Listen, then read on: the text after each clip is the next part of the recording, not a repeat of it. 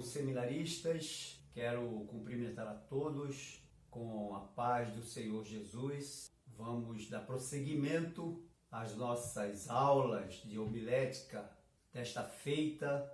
Vamos entrar mais profundamente no sermão, suas características principais, os seus tipos, dando continuação aos tipos de sermão que tivemos a oportunidade de dar início na aula passada.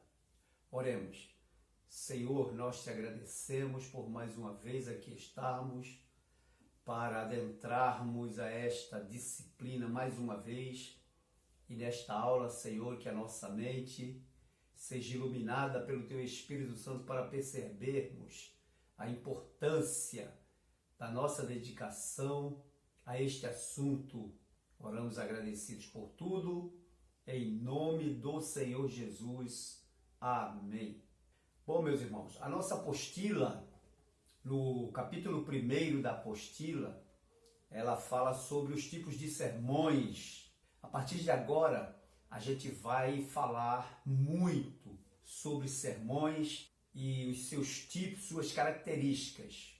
Falamos sobre os 3 principais tipos de sermão, que são o sermão temático, o sermão expositivo, o sermão textual. Mas também nós vamos ver na nossa apostila alguns outros tipos de sermão que fazem parte do estudo da homilética. É claro que esses outros sermões são importantes para o nosso estudo, para a nossa pesquisa, mas também para aqueles que se dedicarem procurar proferir também sermões desses outros tipos. Até porque na igreja, muitas das vezes, nós exercemos determinada função e dentro dessa função, ela nos leva a sermos solicitados para intervir em algumas situações, algumas reuniões. Às vezes nós somos chamados para apresentar uma palavra bíblica ou mesmo uma palestra, e aí nós, tendo conhecimento dos tipos de sermões, suas características, seus objetivos, nós podemos nos sair bem, porque essa é a ideia do ensino da homilética.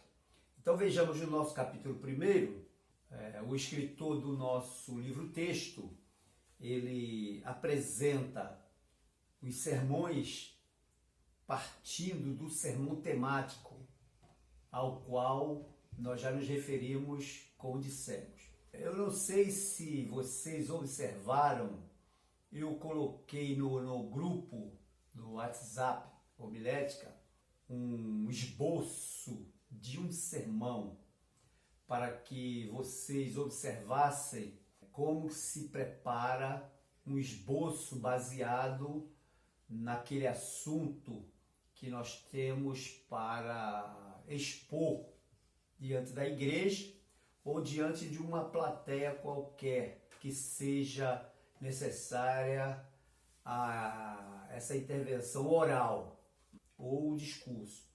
Eu estou com um livro aqui do pastor Valdir Alves de Oliveira, que são 100 mensagens e sermões.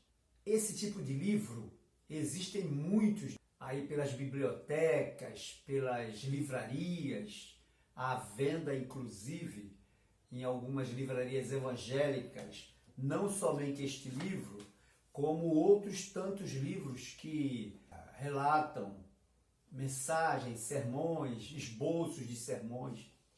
Inclusive também nós temos aqui em mãos este outro livro, que é do bispo Abner Ferreira, o nosso bispo, presidente da Convenção Estadual dos Ministérios de Madureira, Mensagem para uma Vida Bem-Sucedida, que são 60 esboços sobre ofertório. Aqui o bispo Abner, ele faz vários esboços, tudo referente à oferta, aos dízimos, ofertas, às contribuições estabelecidas na palavra de Deus.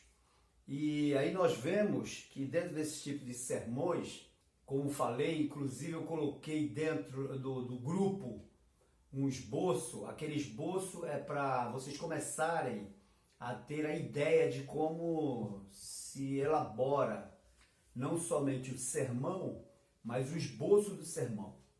Porque a partir do momento que você ora ao Senhor, que você tem um texto bíblico, você tem um assunto para discorrer na sua pregação ou na sua palestra, a partir daí você já dá início ao seu sermão e, consequentemente, as suas anotações vão sendo transformadas em um esboço para aquele sermão. É um sermão temático, porque ele não foge do tema, ele tem o tema como base para a pregação ou para o sermão. Ele fala aqui no nosso livro, mostrando que o sermão temático, que é também conhecido como sermão tópico. Por que sermão tópico? Porque é um sermão que, a proporção que ele vai se encaminhando dentro do assunto, dentro do tema, ele vai transformando os assuntos em tópicos. Aí no esboço aparecem os tópicos, que muitas das vezes se subdivide em subtópicos. Então eu coloco lá no grupo o esboço de um sermão temático com os tópicos e subtópicos. Então esse sermão, um dos aspectos vantajosos desse tipo de sermão é a unidade que se consegue através dele, por girar em torno de um assunto. Ele mantém uma unidade que deve ser a característica de toda a pregação, de todo o sermão. Ele apresenta essa característica bem vívida. As pessoas que assistem ou que participam de um culto cujo pregador vai pregar sobre um determinado tema, utilizando esse tipo de sermão, ela percebe essa unidade, ela percebe. O pregador faz tudo dentro dos tópicos, se baseando nas referências, lógico, mas não foge do tema. Quer dizer, há uma unidade nesse tema, né? Ou nos tópicos. O nosso escritor, ele coloca, inclusive aqui, no capítulo 1, falando sobre o sermão temático, alguns temas. O primeiro tema ele coloca fatores que garantem a vitória do crente. Ele coloca também alguns tópicos e as respectivas referências que fazem alusão a esse tema, ou tem uma relação direta com esse tema. O segundo tema, ele diz como adquirir sabedoria.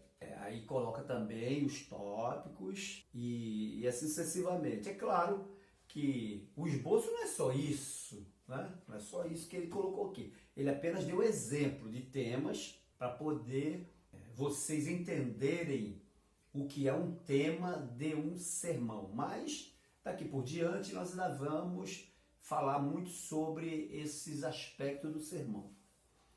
No sermão textual, a gente já sabe que esse sermão é elaborado de forma que as divisões dele são extraídos de um texto baseado em uma pequena porção da Bíblia. Uma pequena porção da Bíblia. Se nós tirarmos mais porções do capítulo da Bíblia para pregar, além de 3 versículos, nós estamos adentrando aí a um tipo de sermão que é o sermão textual, que é isso que ele quer falar aqui. São extraídos um texto baseado na Bíblia, né? Ou em uma pequena porção da Bíblia. Geralmente são utilizados 1, 2 ou até 3 versículos no sermão textual. Já no sermão temático não, você pode usar mais textos. O sermão expositivo também.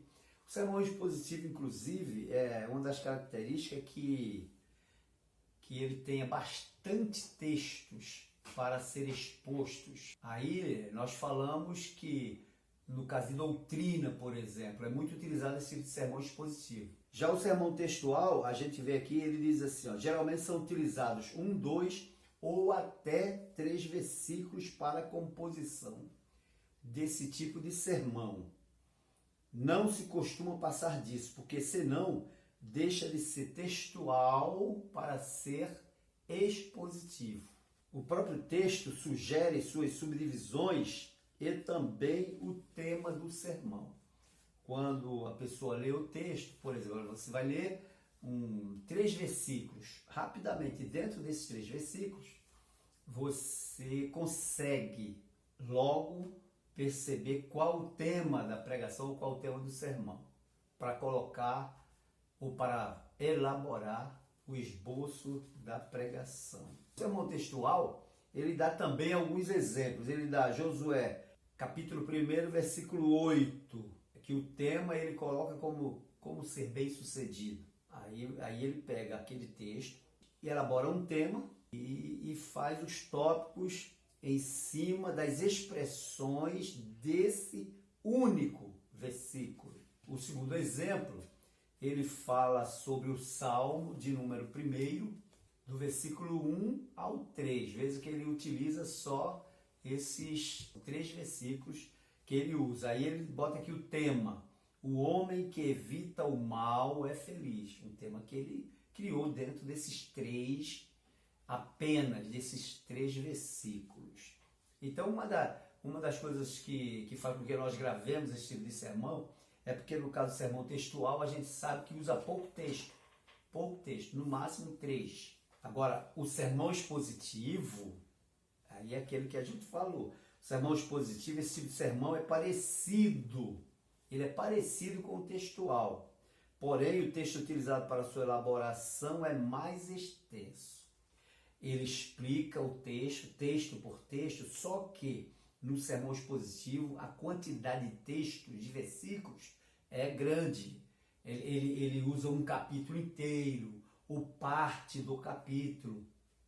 Não é igual ao textual, que ele pega apenas um versículo, 2 ou 3 versículos. Ele faz, no caso do expositivo, a exegese completa do texto. Aqui está se dispondo a explicar ao público. Para isso, ou por isso, o expositivo é um sermão de uma riqueza enorme para quem ministra e é ministrado, pois cria raízes e fundamentações na palavra de Deus, uma vez que ela é ensinada detalhadamente por esse método. No caso do doutrinário, da doutrina. A pessoa lê um texto bíblico grande para explicar uma doutrina e vai explicando dentro desses versículos do texto todo, ou do capítulo todo. Ele deve fazer a exegese do texto, ou seja, ele vai fazer toda a interpretação dos pormenores daqueles versículos para poder expor. Então, quando ele expõe, ele expõe tipo de ensinamento, tipo de aula. Então, é por isso que ele precisa fazer a exegese do texto e usar a hermenêutica para essa exposição. A gente não pode misturar hermenêutica com exegese. Exegese, hermenêutica e agora homilética. A gente não pode misturar. A exegese, ela faz a interpretação baseada nos originais bíblicos. Né? Ele define os termos do grego e do hebraico, no caso do Antigo Testamento e do Novo Testamento. E ele aplica essa exegese na pregação, na exposição, através da hermenêutica. E a aplicação é hermenêutica. E a postura do pregador, a utilização dos elementos do sermão, do esboço, como ele expõe, é homilética. Entenderam? Muito bem. Então, esse é o sermão expositivo. A partir dos versículos e até capítulo escolhido para a mensagem deve surgir uma ideia central. O processo de elaboração de um sermão expositivo requer mais detalhes que os sermões anteriores, porque ele exige mais dedicação, mais pesquisa, mais conhecimento. E como arte, né? A arte do pregador, que ele deve colocar em evidência essa arte na preparação, Ele deve se preocupar na pesquisa histórica do texto escolhido, na sua contextualização. A gente nunca pode esquecer que o sermão, ele deve ter a sua base de contextualização, além de ter a incumbência de tornar a narrativa interessante e envolvente. Então, o pregador que ele usa o tipo sermão expositivo, ele faz isso porque ele tem conhecimento. Ele conhece tanto as línguas originais para fazer exegese, ele usa também a hermenêutica para fazer aplicação do assunto do sermão ou da pregação, e ele usa a homilética para mostrar para as pessoas que todo aquele assunto tem uma unidade e vai atingir diretamente essa pessoa. Ele, além de saber contextualizar, a contextualização, a gente trocando a miúdo, né? A contextualização é você trazer os ensinos de um passado remoto, de um passado mais distante ou de um passado mais próximo para os dias atuais, para que na aplicação, que nós vamos ver na aplicação desse conhecimento, que nós chamamos de parte prática do sermão, as pessoas entendam perfeitamente e daí possam tomar uma atitude ou uma decisão com relação à verdade que está sendo falada, que está sendo pregada. O esboço para esse tipo de sermão, no caso o expositivo, precisa ser formado respeitando várias etapas, né? Pelo fato de ser mais extenso e de se tratar da interpretação das Escrituras, será exemplificado em todo o processo de elaboração de sermões no decorrer da nossa aula. E nós vamos ver as características do sermão ou dos sermões e o que é que nós podemos aprender e apreender sobre a elaboração de sermões. Não precisa fugir, não, que isso tudo vai ficar gravado, vai ficar guardado. E, além do mais, nós temos a nossa apostila guardada para consulta, né? Todas as apostilas do nosso curso são autodidáticas, isto é, elas por si mesmo, elas explicam, são autoexplicativas. Então você pode ter em casa e utilizar como livro de consulta. Muito bem, quando os textos são longos, este pode expor uma história ou uma doutrina, o que nós falamos no caso das parábolas, né? Dos milagres, da peregrinação, do pecado. Isso aí são ensinos doutrinários que o pregador ou pastor passa à igreja através desse tipo de sermão. Em certo sentido, diz ele aqui, todo sermão, todo, é expositivo, mas aqui indica a extensão do texto. Sermão expositivo consiste na explicação ou explanação de um trecho das Escrituras. Então, quando a gente usa o sermão textual, que a gente explica, está fazendo uma exposição. Aí você poderia dizer, mas esse sermão ele não é textual. Não, as características dele é de um sermão textual. Porém, você está expondo, então passa a ser também expositivo. Só que o tipo de sermão expositivo é este que nós acabamos de falar, que se utiliza de vários conhecimentos por parte do pregador e, inclusive, do conhecimento desse pregador, que seja de história, que seja da geografia bíblica, das ciências, que seja uma pessoa informada no que diz respeito à atualidade, né? Que pode, através desse conhecimento de atualidades, contextualizar o sermão ou a palavra. Agora, ele apresenta, por exemplo, que há umas limitações. Quais são as limitações do expositivo, do sermão expositivo?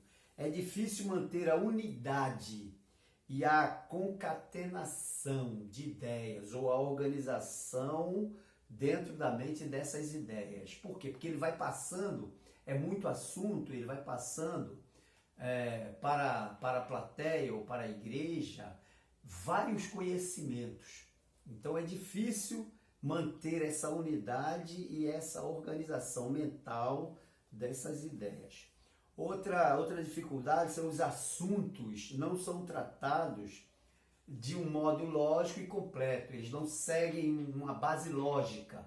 Quando o pregador vai pregar um sermão expositivo, ele deve fazer todo o possível para ser conciso, ou seja, resumido.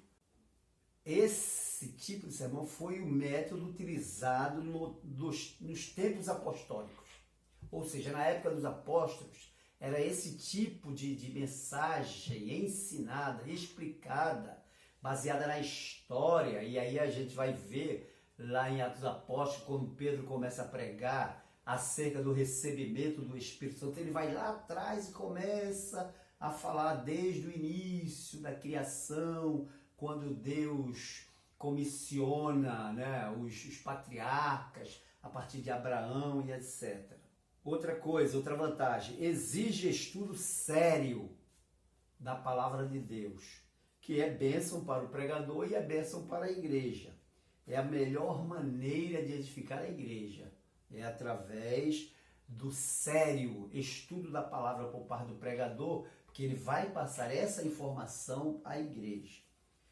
Depois também, uma das vantagens é que esse tipo de sermão obriga a tratar de assuntos que de outra forma ficariam esquecidos.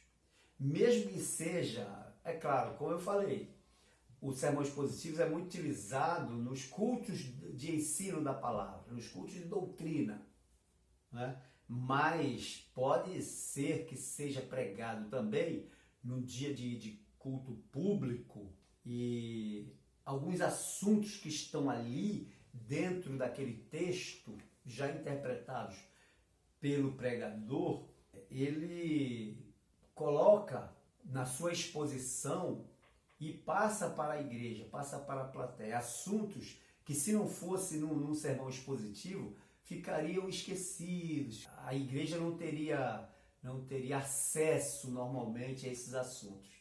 E o sermão expositivo ele vai buscando a história.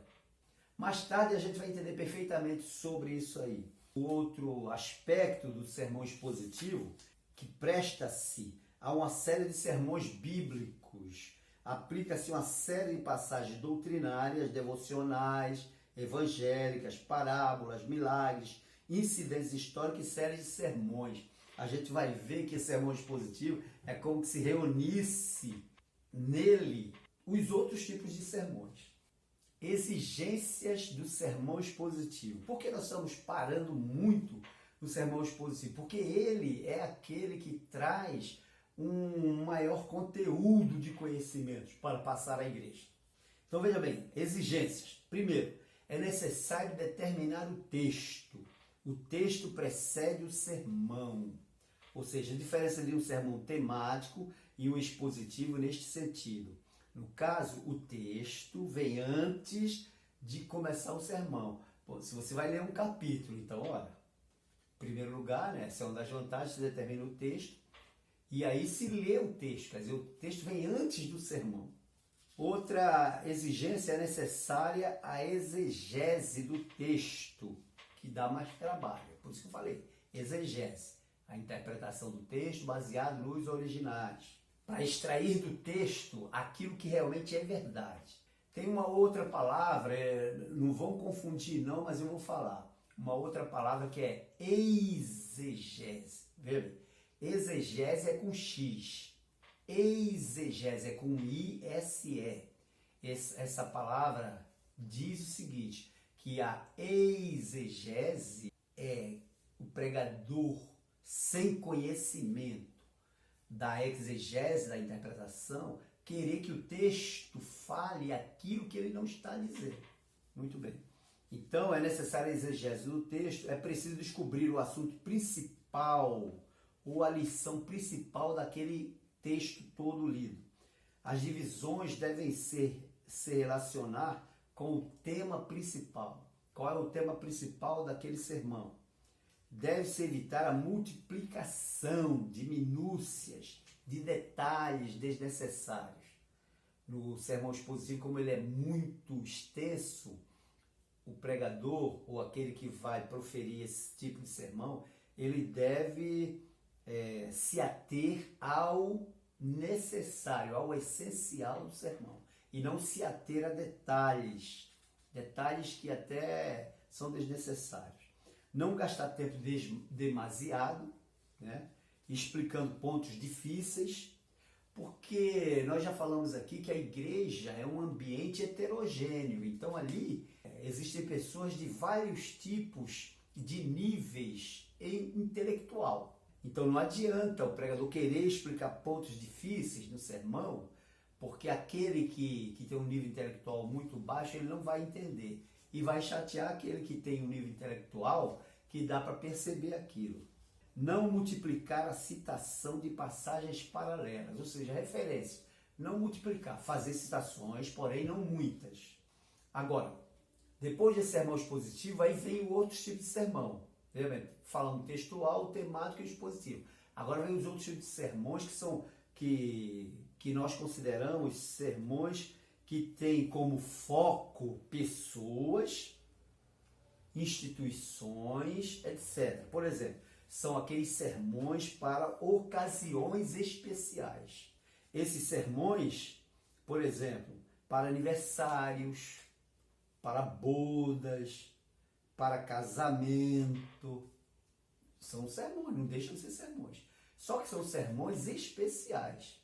Então, quem vai proferir esses sermões tem que ter muito cuidado com esses detalhes que nós vamos falar agora. Por exemplo, esses sermões costumam seguir uma lógica de um breve histórico, ou seja, o passado, o relato da origem, no caso de nascimento, casamento, enfim, momentos marcantes, o presente, como está caminhando na vida e uma boa visão, perspectiva para o futuro.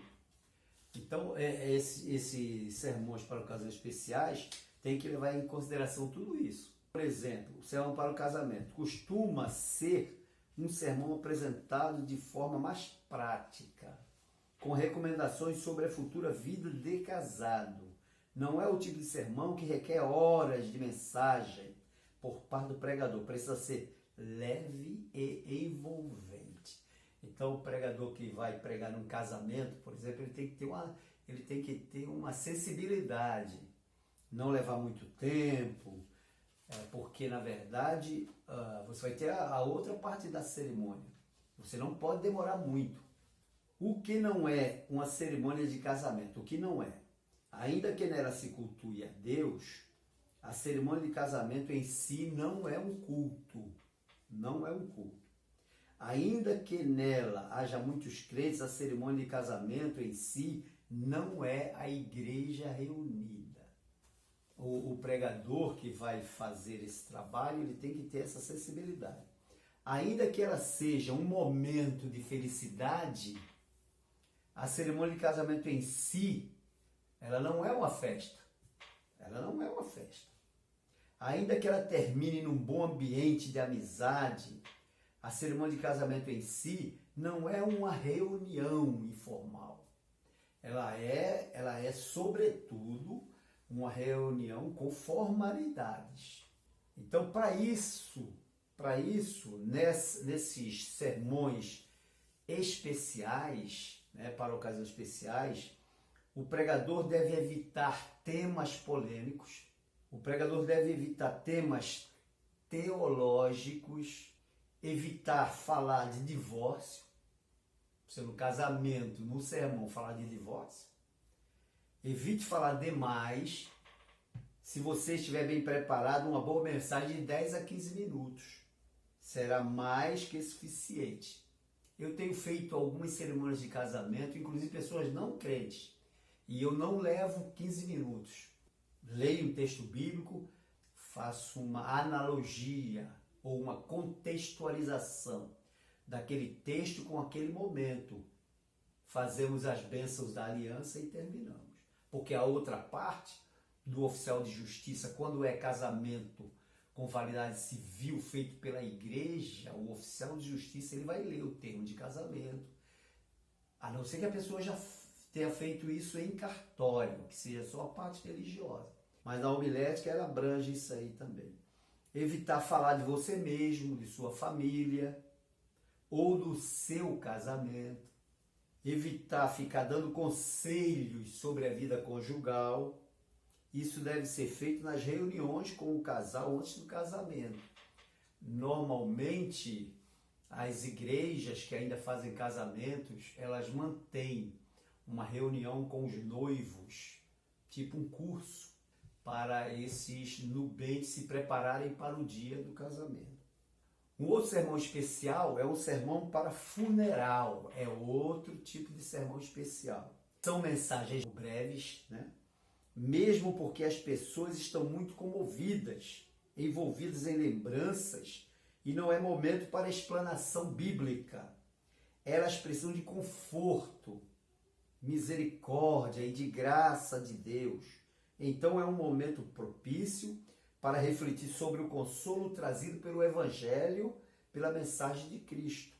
Cuidados no sermão de um funeral na morte de um crente. Isso aí nós estamos falando de uma forma geral. Da mesma forma, tenho feito várias cerimônias fúnebres e eu não gasto 15 minutos. Procuro não gastar 15 minutos. Porque é isso que o escritor do nosso livro de texto está falando aqui. Que devem ser mensagens breves para a explanação bíblica. Contudo, deve ser feita uma reflexão acerca do consolo que a mensagem do Evangelho de Cristo traz para o homem. Sepultamento de crente, ou funeral de crente. Não se refira ao crente falecido como se tudo fosse passado, porque nós não temos esta visão, nós não temos visão do passado, o que passou, passou, não. O crente que faleceu, ele continua como sendo membro da Igreja de Cristo. Então não é coisa passada, não se deve referir-se como se tudo passou, tudo é passado. Parte do trabalho do pregador é honrar ao Senhor falando sobre a morte de Jesus e que deu a sua vida para a salvação desse crente que hoje está com o Senhor. Contudo, muitas vezes podemos falar descuidadamente da pessoa no tempo passado. Se cremos que o morto está vivo em Cristo e em sua presença, devemos referir a ele também nos tempos presente e futuro, né? A própria Bíblia nos diz que preciosa é aos olhos do Senhor a morte dos seus santos. Bem-aventurado os que desde já dormem no Senhor, para que descanse dos seus trabalhos e suas obras os sigam. Está lá no Apocalipse. Então, o sepultamento de crente é isso aí. Claro que aí, durante a exposição daquele que está pregando no sepultamento de um crente, ele não pode ignorar aqueles que não são crentes que estão lá. Eles estão sempre à nossa volta. Eles podem não estar deitados no caixão, mas estão mortos em seus pecados. Os perdidos precisam ser lembrados. Aí sim, aí eles precisam ser lembrados que a morte é uma realidade da vida, uma transição que todos nós faremos um dia. Se há qualquer local para pregar a seriedade do pecado e a graça de Cristo, esse local é sobre o corpo de um crente. O pastor Azamor, ele sempre me lembra, esta semana ele me lembrou. Ele disse que nós não perdemos para Deus. Que faleceu um pastor amigo meu esta semana, que foi meu presidente de mocidade na minha época, era um homem que serviu de exemplo para mim, e eu mandei uma mensagem que o Azamor conhecia muito bem, eu mandei uma mensagem para o pastor Azamor, e o pastor Azamor disse: lembre-se, nós não perdemos para Deus, porque é de Deus. Um outro detalhe com relação ao sermão especial do funeral é: não diga ou insinue que o morto era perfeito. Pessoas reais são encorajadas a ouvir sobre a vida real. E a vida real ensina que as pessoas têm defeitos e qualidades. O outro detalhe, não abandone a realidade do céu. Dentro desse sermão, todas essas características têm que ser bem lembradas. A igreja precisa continuar ouvindo e estudando a palavra de Deus sobre o nosso futuro lá. A falta de falar a respeito do céu revela a nossa falta de fé, esperança e alegria nisso. Lembre-as que os cristãos estão sempre cercados pela graça e não tem nada senão o céu à sua frente. Um outro tipo de sermão, além do sermão de aniversário, casamento, funeral, o sermão para criança.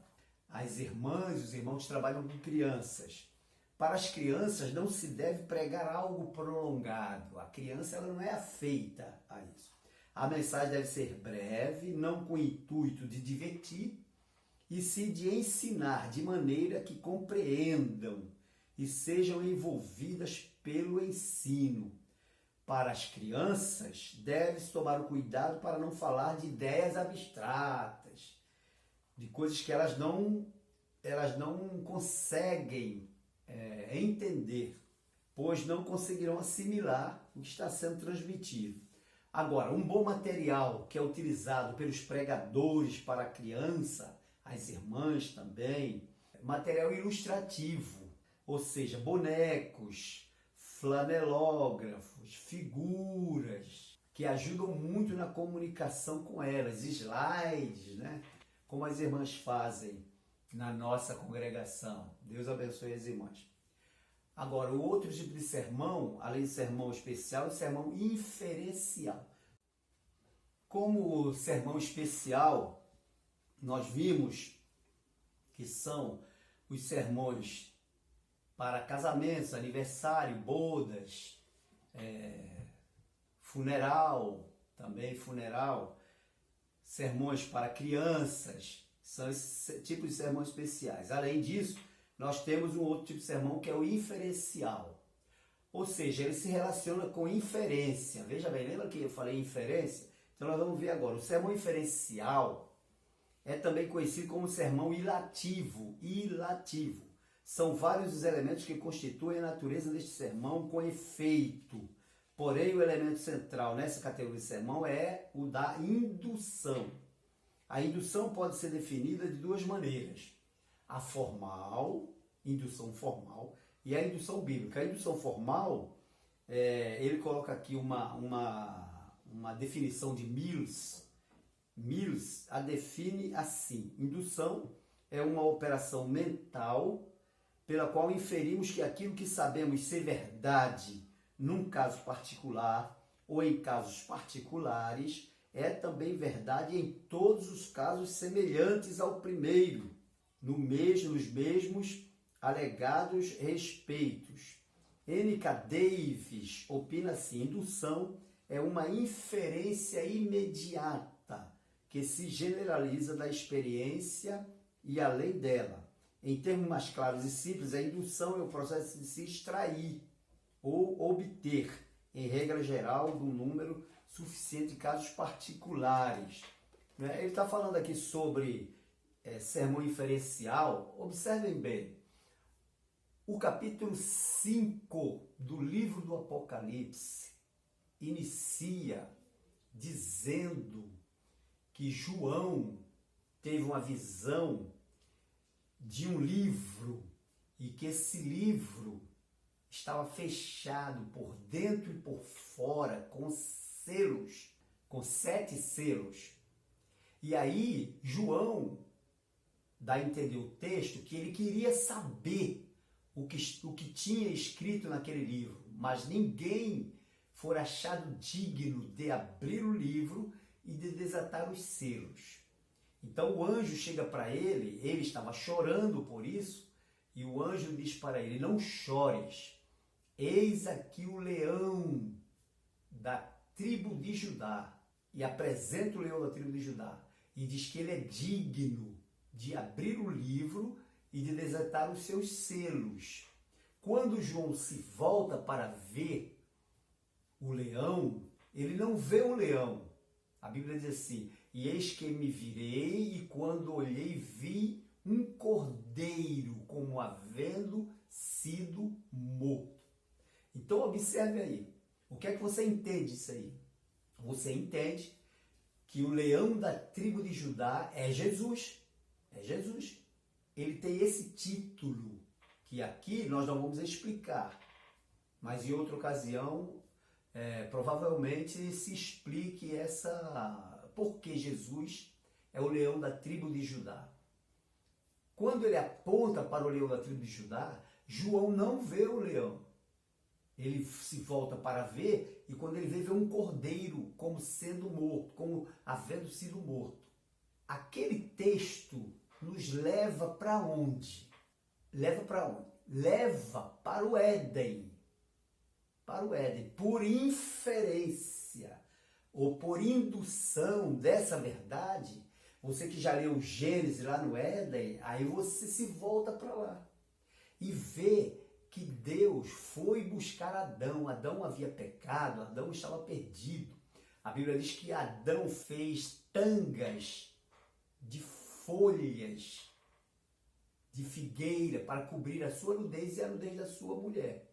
E aí quando Deus chega e diz: Adão, aonde estás? E ele diz: Senhor, eu ouvi tua voz ressoar no jardim, e porque estava nu me escondi. E Deus diz: quem te disse que tu estavas nu? Então, agora, Adão tinha plena consciência da realidade. Ele havia pecado. Ele havia feito aquilo que Deus o limitou para que ele não fizesse. Ele fez. O que é que Deus faz? Imediatamente ele toma a iniciativa. Porque a iniciativa de salvar o homem é de Deus. A iniciativa de salvar o homem foi de Deus. Então ele pega um animal, mata aquele animal, Deus tira a pele daquele animal e faz túnicas para Adão e para sua mulher. Já não são mais tangas, são túnicas. Túnicas, vestes que cobrem a nudez. Então olha só. O animal que João viu lá no Apocalipse, um cordeiro como havendo sido morto, por inferência, está lá no Éden. Vamos para o livro. João viu o livro fechado por dentro e por fora com 7 selos. Por inferência, nós vamos para o livro do profeta Daniel, capítulo 12. E aí, Deus diz para Daniel: Daniel, fecha o livro e sela-o, porque muitos correrão de uma parte para outra e a ciência se multiplicará. Por inferência, aquele texto do Apocalipse faz relação com Gênesis e faz relação com o livro de Daniel. Entenderam o que é inferência? Por isso que ele fala aqui, sermão inferencial. É um sermão que se utiliza de inferência. E o que é inferência? Que ele diz aqui, indução. Então a indução, ela é definida como sendo raciocínio pelo qual o espírito, de dados singulares suficientes, infere uma verdade universal. Esta verdade pode até mesmo ser falsa, ou seja, empírica. Entretanto, na imaginação, ela é verdadeira. Então, é por inferência, por indução. A pessoa é induzida a acreditar naquela verdade, mesmo que aquela verdade seja falsa. Mesmo que seja falsa. Uma verdade empírica, como ele diz aqui. Isso é indução. A indução é o inverso da dedução. Dedução. A diferença de dedução para indução. O metal conduz eletricidade, né? O metal conduz eletricidade. Ora, o ferro conduz eletricidade. O que é que nos induz? Que o ferro é um metal. O ferro, o cobre, o zinco conduzem eletricidade, porque o ferro, o cobre e o zinco são metais. Logo, o metal conduz eletricidade. Isso é a dedução formal. Por isso nós falamos aqui, a inferência é como se fosse uma analogia. No caso da indução bíblica, a referência aparece no versículo 1 e a inferência no versículo 2. O versículo 1 diz uma coisa que é confirmada ou é comparada com o que se segue no versículo 2 ou no capítulo 2. No versículo 1, a expressão um rico e o outro pobre. Não é analogia, porque de fato Davi era rico, Urias era pobre em relação ao rei. Já no versículo 2, a expressão muitíssimas ovelhas é inferência. É inferência porque a expressão ovelhas, nesse caso, é tomada para representar as mulheres e concubinas de Davi. Lá quando Natã vai expor o pecado de Davi. Isso só para a gente entender que existe esse tipo de sermão que é por inferência. Agora, também existe o sermão extemporâneo. Este tipo de sermão, o mais usado pelo povo de Deus em geral, especialmente pelos grupos pentecostais, é também chamado de sermão de anunciação livre. O sentido técnico deste sermão significa, primeiramente, falar sem preparação prévia, simplesmente com os recursos do momento. A expressão coloquial para isso é falar de improviso, falar sem apoio. Esse sermão extemporâneo é aquele sermão que não é sermão. A pessoa chega lá, abre a Bíblia e lê um texto e fala, não preparou nada e tal. Às vezes é uma pregação muito boa, às vezes é muito boa. O pregador é humilde, ora a Deus, ele não tem preparo, mas Deus o usa. E isso é muito usado no meio pentecostal. Se você for para uma igreja mais tradicional, como Batista, Presbiteriana, Metodista, Congregacional, você vai ver que você não vai ver esse sermão extemporâneo. Esse sermão extemporâneo só nas igrejas pentecostais, que eles jogam para o alto. Aí eles pulam, eles suam, eles dão cambalhota e dizem que estão cheios do Espírito. Quando nós falamos sobre o sermão extemporâneo, ele é pregado apenas por circunstâncias, não deixa de apresentar suas vantagens e desvantagens. Algumas vantagens apontadas por Dr. John Brodus. Este método acostuma a pessoa a pensar mais rapidamente com menor dependência de recursos externos do que habitualmente dependesse de um manuscrito. Esse método poupa tempo para melhoramento geral e para outros deveres pastorais, se trata do ministro. No ato da apresentação que prega extemporaneamente, goza de extraordinárias vantagens. Quer dizer, essas são as vantagens. Toda a massa do material que se preparou na mente se apresenta iluminada, aquecida e algumas vezes transfigurada pela inspiração da apresentação da enunciação. O pregador pode observar o efeito de suas palavras à medida que vai falando e pode propositadamente alterar sua forma de expressão.